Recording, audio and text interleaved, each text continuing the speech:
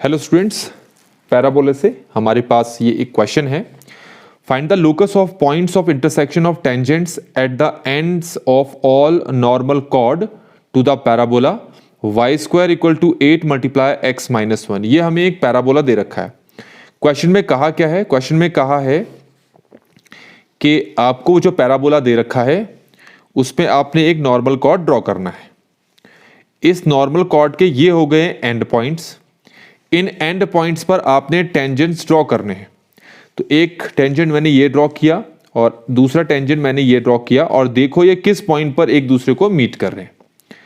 ऐसे कितने सारे तुम नॉर्मल कॉर्ड्स इसमें बना सकते हो? बहुत सारे। मान लो मैंने एक और नॉर्मल कॉर्ड ये बना दिया। अब इस नॉर्मल कॉर्ड के ये हो गए एंड पॉइंट्स।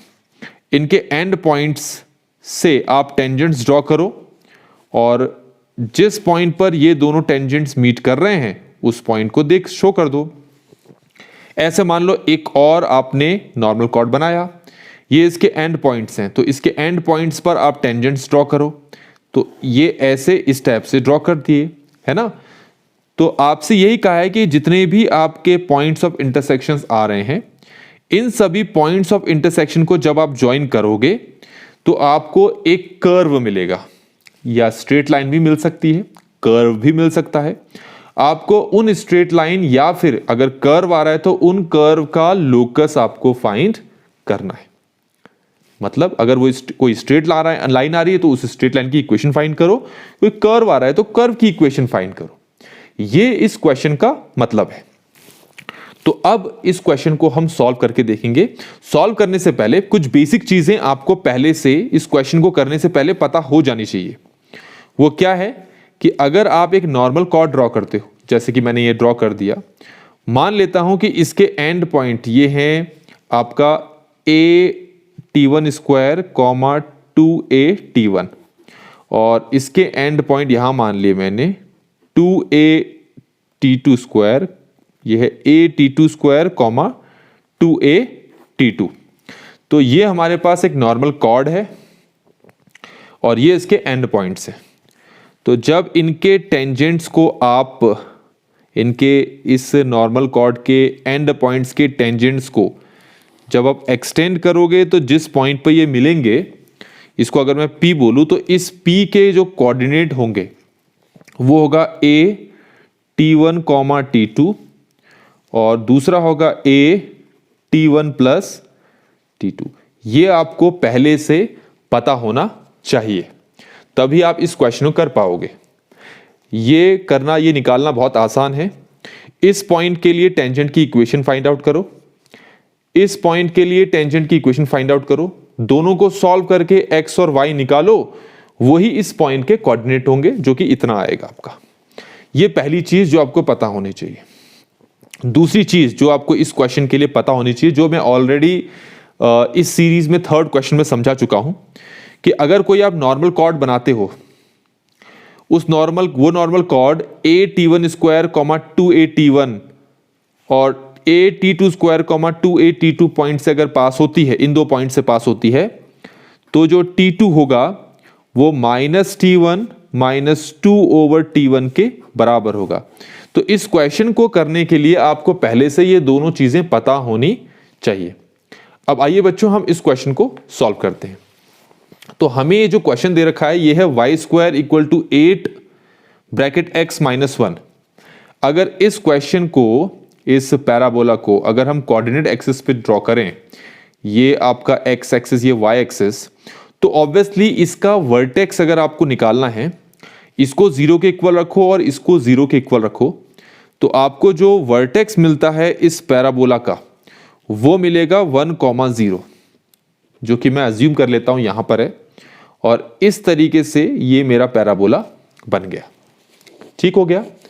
अब आगे हम इसी के बेसिस पर सॉल्व कर सकते हैं, लेकिन हमारे लिए सबसे आसान क्या होगा कि अगर हम इस पैराबोला को स्टैंडर्ड पैराबोला में कन्वर्ट कर लें। मतलब लेट कर लें, स्केच से करता हूं, लेट कर लें कि ये जो y है, ये कैपिटल Y के बराबर है, और x माइनस 1 जो है कैपिटल X के बराबर है। तो ये जो पैराबोला आपको दे रखा है ऑलरेडी, ये चेंज होके हो गया y square equal to 8 multiply x. अब जो भी हम चीज सॉल्व करेंगे वो अभी इसके लिए करते हैं। अब इस पैराबोला को अगर मैं यहां पर ड्रॉ करता हूं, ये रहा, तो फिर वर्टेक्स फिर कन्वर्ट होके आपके पास क्या हो जाएगा 0,0। ये कैपिटल एक्स हो गया, ये वाई एक्सिस। तो हमने शिफ्ट कर दिया ओरिजिन को कहां से कहां, 1,0 से 0,0 पर। तो हमारे पास अब ये है पैराबोला, हम इसके बेसिस पे सॉल्व करेंगे पूरा। ठीक है, तो इस पैराबोला के लिए जो फोकस हो गया वो 2,0 है, मतलब a,0। ठीक है, और ये हमारे पास एक नॉर्मल कॉर्ड हमने अज्यूम कर लिया। इस नॉर्मल कॉर्ड के एंड जो कोऑर्डिनेट्स हैं वो आपको ऑलरेडी बताया जा चुका है। ये आपका p मान लेते हैं, ये q मान लेते हैं। तो p के कोऑर्डिनेट हो गए a_t1 स्क्वायर, 2a_t1, और q के कोऑर्डिनेट्स हो गए a_t2 स्क्वायर, 2a_t2। स्लोली करूंगा तो सॉल्यूशन थोड़ा सा लेंथी रहेगा। तो अब इन पॉइंट्स पर अगर आप टेंजेंट ड्रॉ करोगे तो ये टेंजेंट इस पॉइंट पे मीट कर रहा है। मान लो ये पॉइंट आपका r है, तो जो r के कोऑर्डिनेट्स होंगे वो होगा a_t1 t2, a_t1 plus t2। पर इस पैराबोला के लिए हमारे पास जो a है वो ऑलरेडी हमें पता है 2 है, तो r के कोऑर्डिनेट्स हो गए 2t1 t2, 2t1 plus t2। साथ ही आपको पहले से ही बता चुका हूं, क्योंकि ये नॉर्मल कॉर्ड है तो इसका मतलब t2 इक्वल होता है -t1 -2/t1। ठीक है, अब हम इसको और इसको सॉल्व करते हैं, हमारे पास फाइनल आंसर आ जाएगा। इसको नाम दे दिया मैंने h, 2t1 t2, और इसको नाम दे दिया मैंने k, जो कि हो गया 2t1 प्लस t2। अब यहां से मैं t1 प्लस t2 की वैल्यू कितनी निकाल पा रहा हूं, 2/t1। ठीक है, तो ये जो t1 प्लस t2 इसको रिप्लेस कर देता हूं -2/t1 से, तो जो k की वैल्यू है वो हो जाएगी 2 मल्टीप्लाई -2/t1, और ये हो जाएगा -4/t1, और यहां से t1 की वैल्यू आ जाएगी -4/k। ये समझ में आ गया होगा आपको। अच्छा, अब ये जो t1 है वो यहां पुट करूंगा, और t2 की जो वैल्यू है यहां पुट करूंगा, फिर मैं सॉल्व करूंगा इसको। तो पुट करते हैं, ये h है हमारे पास, h इक्वल टू 2, t1 कितना है -4, अभी t1 को एज इट इज रख देता हूं, और t2 की वैल्यू यहां पर कितनी हो जाएगी -t1 -2/t1। ठीक है, अब यहाँ पेज जगह नहीं हो पा रही है तो इस पे करते हैं। हाँ, तो ये आपको दिख रहा होगा यहाँ पर। हम तो सॉल्व करते हैं, h इक्वल टू 2। अब t1 में कितना निकाल चुका हूँ देखेंगे, -4/k, तो इसकी जगह लिख दिया हमने -4/k। इसकी जगह भी रखेंगे तो ये हो जाएगा 4/k, और ये हो जाएगा प्लस, यहाँ भी 4/k रखेंगे तो ये जाएगा k/2। तो ये हो जाएगा h इक्वल टू -8/k।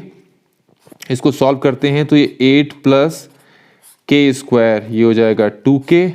यहाँ तक समझ में आ गया होगा आपको। ये हो गया हमारा h इक्वल टू माइनस, ये कैंसिल हो जाएगा 2 4 तो ये हो जाएगा -4/k मल्टीप्लाई k हो जाएगा k स्क्वायर, ये हो गया 8 प्लस k स्क्वायर। अब क्रॉस मल्टीप्लाई करते हैं तो ये हो जाएगा हमारे पास k square h equal to -4 8 plus k square. अब सिर्फ सॉल्व ही करना है हमने। k square h equal to ये हो गया 32 -4k स्क्वायर। अब ये 4k स्क्वायर को यहाँ शिफ्ट करके k स्क्वायर को कॉमन निकाल लेता हूँ तो ये हो जाएगा h प्लस 4 इक्वल टू -32। तो ये हमारे पास लोकस आ गया। ठीक है, तो हम ऐसे लिख सकते हैं, locus of h, k is, अब h और k की जगह x और y रखेंगे हम, पर वो रखने से पहले आपको पता है कि हमारे पास ये जो आंसर आया है, ध्यान देना, ये जो आंसर आया है वो इस पैराबोला के लिए आया है, और हमारा एक्चुअल पैराबोला ये है ना, हमारा एक्चुअल पैराबोला ये है। तो इसको आंसर तुम इस पे लाए हो, तो जो आंसर लाए हो उसको इस रूप में आपको कन्वर्ट करना है। अब वो कैसे करोगे? आपके पास यहां पर h है, ध्यान रखना h डिनोट कर रहा है x एक्सिस को और k डिनोट कर रहा है y एक्सिस को। इसका मतलब है कि अगर मैं लिखता लोकस ऑफ h के इज, आपको h की जगह x रिप्लेस करना पड़ता और k की जगह y, तो वो कुछ ऐसा होता y square x plus 4 equal to -32, ऐसे ही करना पड़ता। पर हमारा ये जो आंसर आता ये कैपिटल Y और कैपिटल X के लिए आता है ना, कैपिटल Y और कैपिटल X के लिए, सिंपल है। पर आंसर किसके लिए लाना था आपको? आंसर इसके लिए लाना था स्मॉल x स्मॉल y के लिए। तो आप क्या करो, कैपिटल Y और कैपिटल X को उसकी वैल्यू से रिप्लेस कर दो।